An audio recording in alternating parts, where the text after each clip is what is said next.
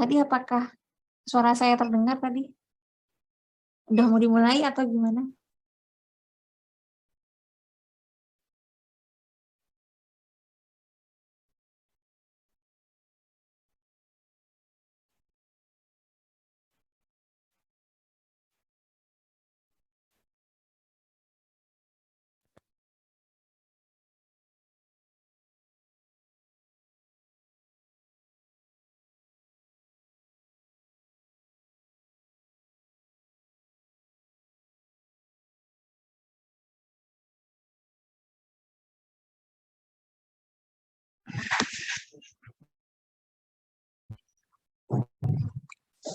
Tes. Masuk. Tes.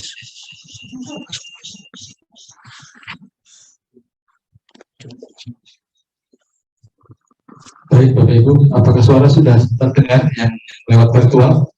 Terdengar Bapak, terima kasih Pak. Terdengar ya? Ya. Kelihatannya di sini nggak ada kamera, cuman saya nanti izin untuk menyampaikan materinya dengan berdiri Bu ya. Kalau duduk kayaknya nanti malah ngantuk saya. Iya Pak, siap, monggo Pak. Baik Bapak Ibu, tadi sudah saya perkenalkan bahwa kami hadir dari PKN dengan Pak Sami, yang pagi ini akan ada 2 materi yang kami sampaikan kepada Bapak Ibu sekalian, yang mudah-mudahan bisa menambah pemahaman terkait dengan dikeluarkannya Permenpan 3738.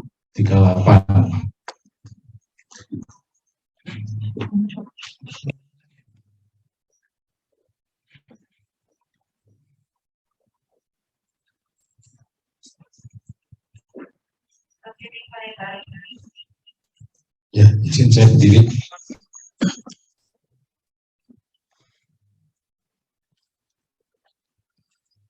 Bapak Ibu sekalian, ada pepatah tidak kenal maka tak sayang. Jadi sebelumnya kami perkenalkan terlebih dahulu, kami Di halaman 2.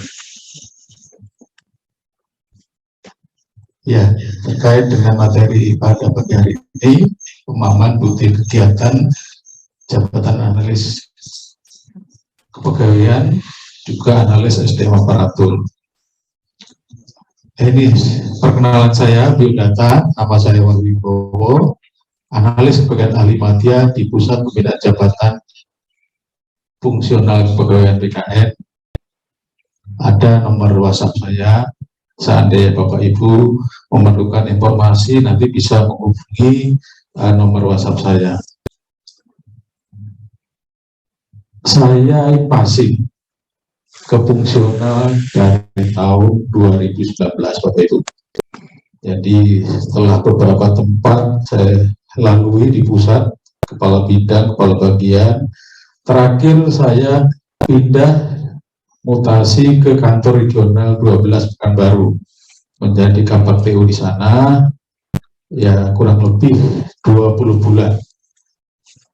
Nah, selama 20 bulan itu, saya setiap minggu menjadi pegawai PJKA. Paham Ibu PJKA? Bulan Jumat kembali Ahad. Jadi sampai tunkin saya nggak saya terima, habis untuk beli tiket. Jadi kalau 20 bulan berarti 80 kali saya terbang. Kalau Jumat jam 2 udah pergi ke bandara, diantar driver. Nanti jam 11 malam, setengah 12 malam, minggu malam itu udah sampai di rumah dinas di sana. Nah ini kerjaan saya setiap minggu selama 20 bulan. Tetapi memang libur 2 hari itu kan lama Bu ya, Bapak Ibu ya. Lama kalau kita tungguin nggak ada kegiatan. Makanya saya lebih baik saya putuskan beli tiket pesawat aja sampai rumah, daripada nanti kita ngaco beli tiket yang lain nggak sampai rumah kan. Nah, yang jadi hiburan saya di sana itu, walaupun tunggu nggak saya terima itu, staff saya itu milenium. Yang penting kita tahu pekerjaan, kita arahkan cepat larinya. Jadi cepat dipahami, dan alhamdulillah di Kantek 12 Pekanbaru ini banyak inovasi-inovasi. Jadi apa yang dihasilkan dari teman-teman Pekanbaru suka diadop ke pusat. Aplikasi dijadikan aplikasi tingkat nasional, diambil ke pusat. Nah, itu salah satunya. Jadi ini sekedar pengalaman saya. Saya di BKN baru 39 tahun Bapak Ibu ya. Mungkin Bapak Ibu peserta yang virtual maupun yang luring ini ada yang lebih senior. Iya. Atau bahkan ada yang belum lahir kali. Iya. Ya. Nah, saya tadi dengar dari Ibu Julia, ya, Ibu Yuna, peserta memang kebanyakan dari karir ya, JFK, Jabatan Fungsional Kepegawaian. Ya kita nanti banyak sharing saja dengan adanya peraturan Permenpan yang baru. Lanjut Mas. Nah, yang akan kita sampaikan pembahasan pada pagi hari ini sampai siang hari nanti terkait pertama overview, jadi gambaran-gambaran umumnya bagaimana, kemudian pemahaman butir kegiatan, ada dokumentasi hasil kerja dan juga penyusunan dupa. Ini yang akan kami sampaikan untuk bahan sharing kepada Bapak Ibu sekalian.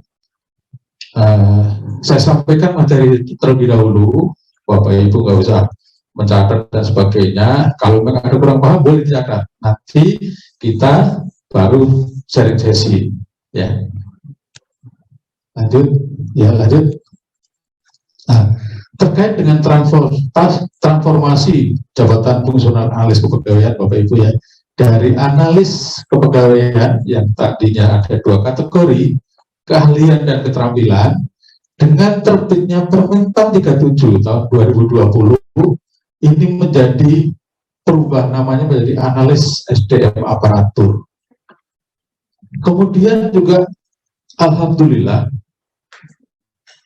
tunjangan fungsionalnya juga mengalami peningkatan dengan terbitnya Peraturan Presiden nomor 70 tahun 2022 dan juga terkait dengan Perka BKN nomor 2 tahun BKN ya nomor 2 tahun 2022 terkait dengan penyusunan kebutuhannya. Jadi Bapak Ibu sekalian, ada penyetaraan kemarin. Ya, ini kebetulan tidak ada teman-teman yang dari penyetaraan, saya cerita sedikit. Jadi penyetaraan itu sepertinya ada pemaksaan. Kenapa pemaksaan? Mau tidak mau karena aturan dari struktural harus pindah jabatan ke fungsional. Nah, ini banyak yang saya temui di kementerian lembaga ini, teman-teman yang dari penyetaraan ini rasanya masih fungsional, rasa struktural. Move on-nya agak lama. Ya. Lain halnya kami waktu itu memang impasif. Jadi pilihan. Ya. Pilihan. Jadi saya move on-nya lebih cepat. Nggak sampai ya 2-3 bulan kita sudah siap. Memang tujuan saya untuk menjadi fungsional itu, nawa itu saya cepat kembali ke Jakarta. Itu aja Bu. Bukan neko-neko nanti kalau madya jadi 60 tahun. Itu nomor 2 saya. Nggak saya pikirkan. Intinya saya cepat kembali ke Jakarta. Karena waktu itu saya ini udah lama di bidik pimpinan. Memang karena pimpinan itu ada yang enak tidak enak. Begitu pimpinan butuh kualifikasi SDM yang begini, udah langsung aja diambil kan begitu. Waktu itu saya begitu kenal Pak Bima, Kepala BKN, dampingin sidak, begitu duduk sama-sama, langsung ditanya, Pak Wahyu sudah pernah ke daerah? Ya saya jawab karena belum, ya belum kan gitu kan. Dengan senyumnya Pak Bima, dia kenal Indonesia Pak Wahyu ya, waduh di situ gak bisa tidur Bu. Waktu itu bulan Januari tahun 2017 atau apa itu pokoknya. Gak bisa tidur saya, gimana caranya? Saya hadap ke ruangannya sampai 5 kali. Pak Bima itu, tetap aja cari pengalaman Pak Wahyu gak ada salah, gak ada apa, jangan kenal saya aja katanya. Saya dulu 3 tahun rehabilitasi tsunami di Aceh, beliau cerita begitu. Udah nanti kenal bupati, wali kota, gubernur, DPRD, Dalam hati saya, kalau orang Jawa bilang nggak patean, saya nggak kenal itu, tahu ya? Nggak kenal nggak masalah kan gitu. Ternyata memang betul Bu, Bapak Ibu ya. Di sana memang ya sering menerima tamu, bupati, wali kota, sekda, DPRD, itu sering gitu. Karena memang posisi saya di KPTU, jadi ibaratnya orang nomor 2 di kantor regional. Gitu. Itu terkait dengan tadi pemindahan saya. Dan saya pasti waktu itu sudah izin dengan Pak Bima, karena memang Pak Bima yang taruh saya di sana, saya kembali lagi, Pak saya pengen pindah. Baru belum 2 tahun udah mau pindah. Nanti saya atur dulu. Nah, kalau rotasi antar struktural kan harus ditata lagi ya Pak ya. Ditata. Ternyata sebelum ditata selesai, ada yang passing.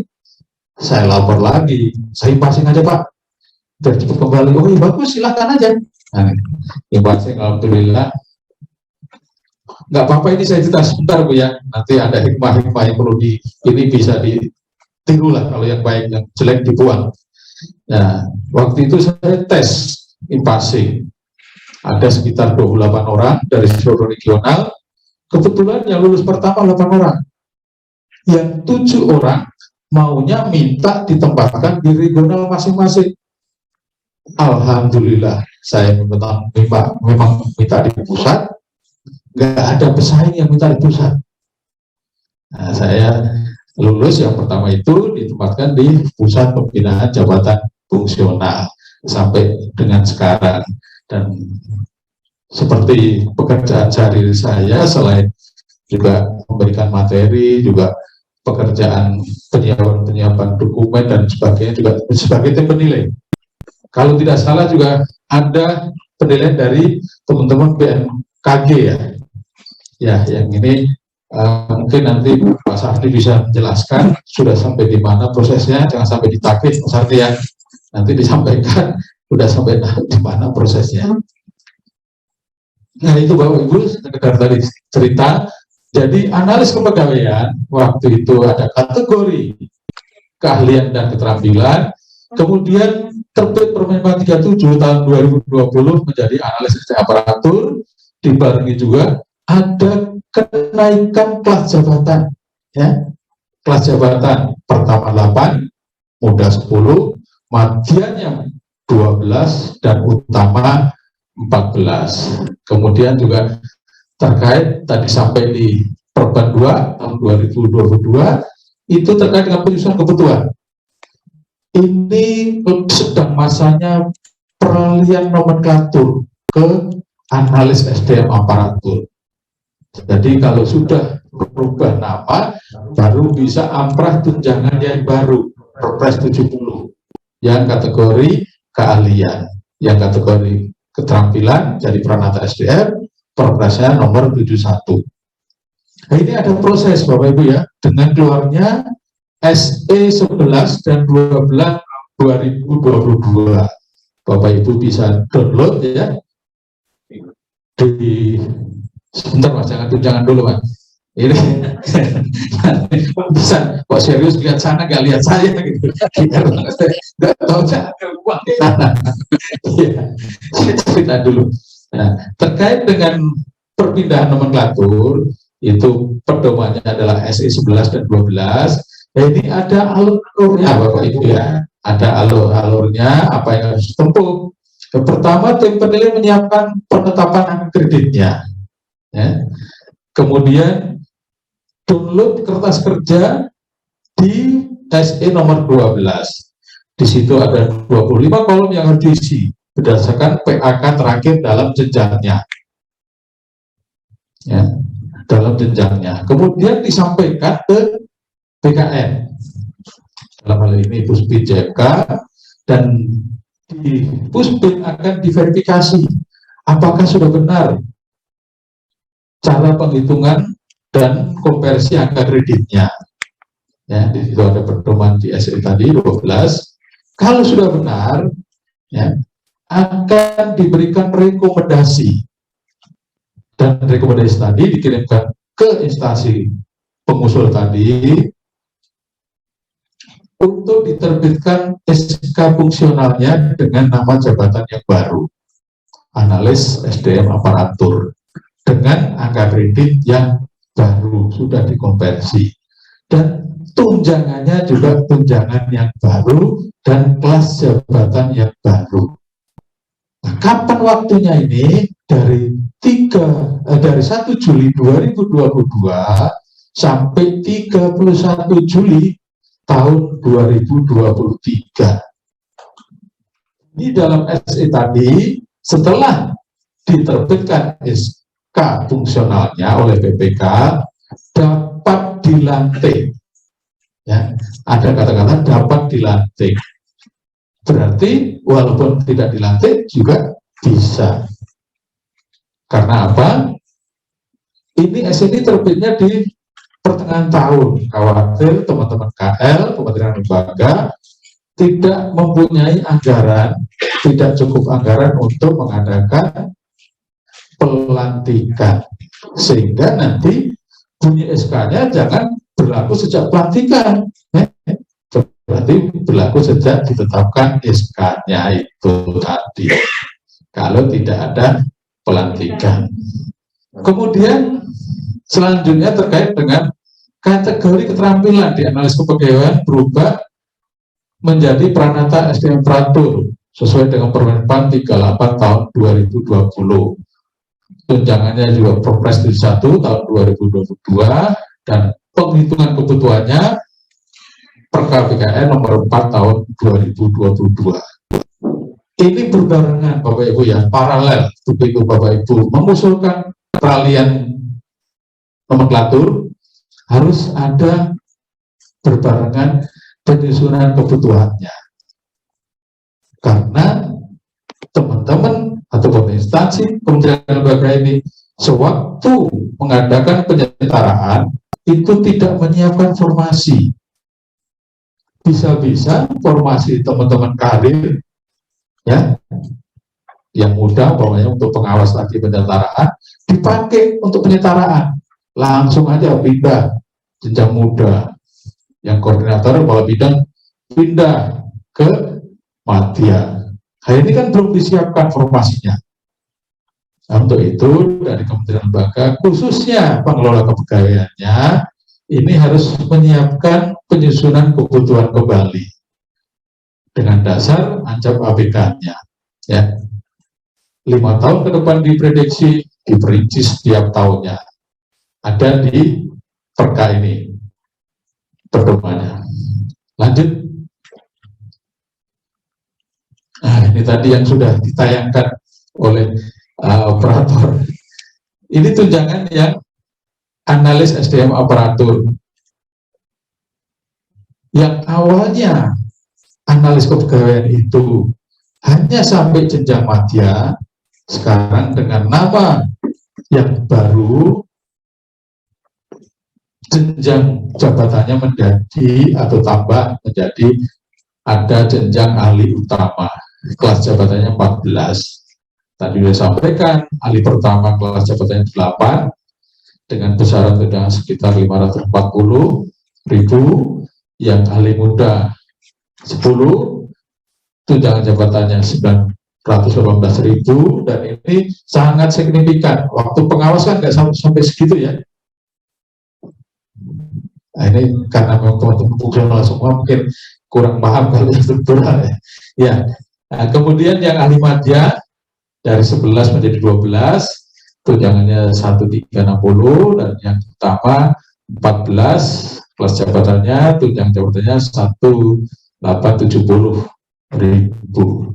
Jadi terkait dengan ahli utama ini ada kualifikasi ya Bapak Ibu nanti yang bercita-cita untuk meraih karir yang paling tinggi yang utama, kualifikasi pendidikan ini yang utama, harus S2 ya, harus S2. Ini kunci pokok. Mungkin ada pertanyaan Bapak Ibu, apa saya ini nanti sampai Pak jenjang bisa meraih jenjang utama?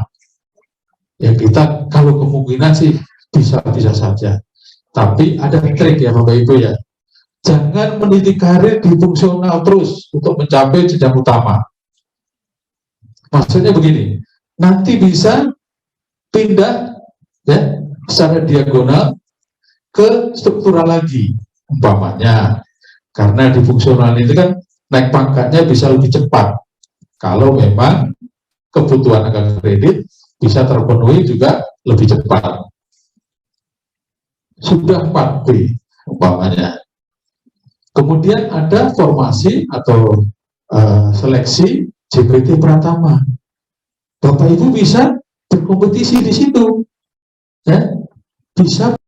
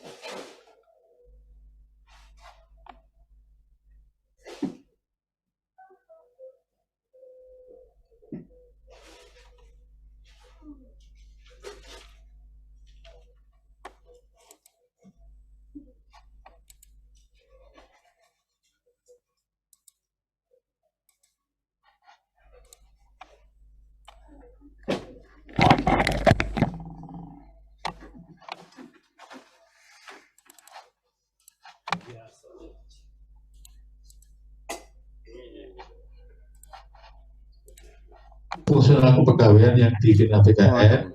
Memang sekarang ini ada 4 Bapak Ibu ya, Pranataris Dewan Operatur, Operatur, Asesor Dewan Operatur, dan Auditor Manajemen ASN. Permenpan 37, 38, 39, dan 94. Untuk pemahaman Bapak Ibu sekalian, terkait dengan Permenpan 94, Auditor Kepegawaian berubah menjadi Auditor Manajemen ASN. Sifatnya tertutup. Kenapa tertutup?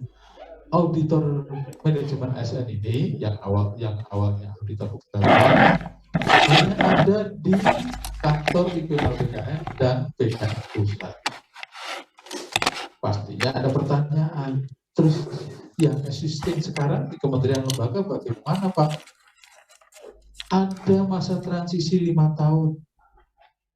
Ya, transisi 5 tahun untuk diberikan kesempatan pindah ke jabatan fungsional yang serumpun.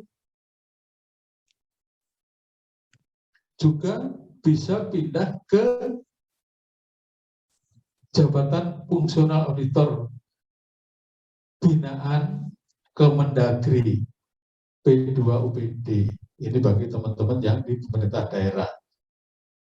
Atau melanjutkan sampai PUP kalau memang sudah dekat PUP-nya. Terus kami penilaiannya bagaimana penilaian kreditnya? Tetap dimintakan ke penilai sebelumnya. Mungkin kalau auditor kepegawaian ini di BMKG tidak ada, Bapak Ibu ya? Tidak ada ya. Alhamdulillah. Jadi nggak repot-repot pengelola kepegawaiannya. Ini terkait 4 jabatan fungsional kepegawaian yang dibina oleh BKN. Nah, ini yang menjadi tunjangan dari Perantau ASN Aparatur PP 71 tahun 2022 yang penyelia jenjang penyelia 8, kelas jabatannya besaran tunjangannya 850.000, yang Peranata SDM Aparatur Mahir kelas jabatannya 7, dan tunjangan jabatannya 540.000, dan yang terakhir Peranata SDM Aparatur Terampil kelas jabatannya 6, tunjangan jabatannya 360.000.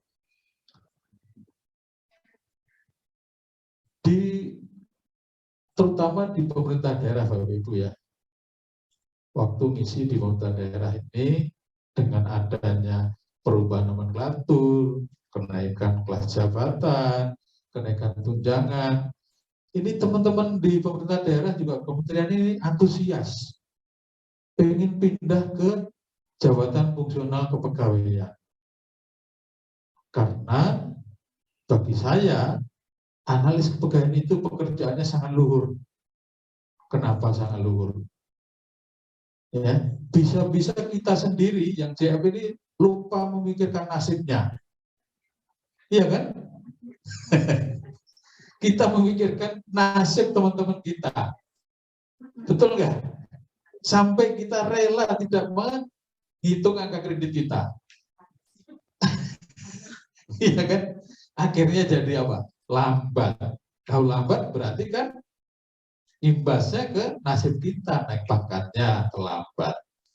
Yang kita urusi sudah naik pangkat, kita yang ngurusi terlambat nggak naik pangkat. Nah, ini makanya saya anggap pekerjaan ini luhur. Ya, kita memikirkan nasib orang, tapi nasib kita sendiri kita abaikan. Mudah-mudahan nanti balasannya lebih gede, ya, oleh Allah Subhanahu Wa Taala. Ini terkait dengan analis kepegawaian atau analis SDM aparatur. Lanjut, Mas. Adapun yang menjadi tugas jabatan sesuai dengan Permen 36 tahun 2006, analis kepegawaian adalah PNS yang diberi tugas, tanggung jawab, wewenang, dan hak secara penuh oleh pejabat yang berwenang untuk melakukan kegiatan manajemen PNS dan pengembangan sistem manajemen PNS. Hanya 2 unsur, tetapi butir kegiatannya ribuan, spesifik, ya, Bu-Ibu ya. Kalau nggak cocok dengan butir kegiatan itu, nggak dapat poin angka kredit. Hasil kerjanya juga banyak, macam-macam. Ada berkas, ada surat, ada naskah, ada laporan, ya, banyak.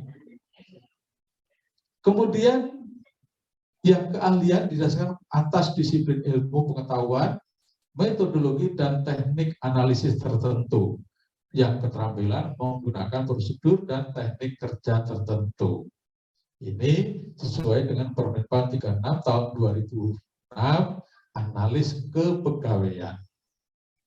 Kemudian Permenpan 37 berubah nomenklaturnya menjadi analis SDM aparatur, yaitu PNS yang mempunyai ruang lingkup dan tugas tanggung jawab serta wewenang untuk melakukan pengelolaan sistem sumber daya manusia aparatur melalui kegiatan perumusan, analisis, evaluasi, pengembangan, asistensi, konsultasi, dan penyusunan saran kebijakan dalam konteks kebutuhan serta kepentingan terbaik organisasi. Jadi lingkup tugasnya lebih banyak lagi. Ya, lingkup tugasnya lebih banyak lagi. Bahkan reformasi birokrasi kawasan bebas korupsi ini masuk tugas dari analis SDM aparatur. Kemudian yang Permenpan 38 tahun 2020, Pranata SDM aparatur adalah PNS yang mempunyai ruang lingkup tugas tanggung jawab dan wewenang untuk melaksanakan kegiatan penata administrasi, pengelolaan, dan pelayanan kebagian aparatur sipil negara. Jadi terkait dengan analis SDM aparatur, ini butir kegiatannya lebih sedikit. Ada sekitar 139 kalau tidak salah. Ya, itu dibagi dari jenjang pertama, muda, madya, dan utama. Ini sebagai rumahan besarnya, Bapak Ibu ya. Tidak seperti yang analis kepegawaian. Ribuan dan sangat spesifik. Kalau tidak cocok, tidak dapat poin angka kredit. Untuk yang analis SDM aparatur ini, sebagai rumahan besarnya butir kegiatannya itu. Kenapa saya katakan rumahan besarnya? Ada beberapa pekerjaan Bapak Ibu yang tidak ada dalam butir tadi. Ya. Nanti ada konversi pekerjaan atau butir atau kegiatan ke butir kegiatan. Untuk itu, Bapak Ibu, setiap melaksanakan pekerjaan dan kegiatan harus diinventarisasi, dicatat, didokumentasikan hasil kerjanya, dipisah-pisahkan. Ini yang masuk manajemen SN, ini hasil kerjanya. Ya. Ini yang masuk pengembangan sistem, ini hasil kerjanya. Selain Bapak Ibu menginventarisasi atau mencatat. Begitu 6 bulan kemudian atau 1 tahun kemudian, untuk mengusulkan penetapan usul angka kredit, tinggal membuka inventarisasi tadi, nuangkan dalam dupaknya.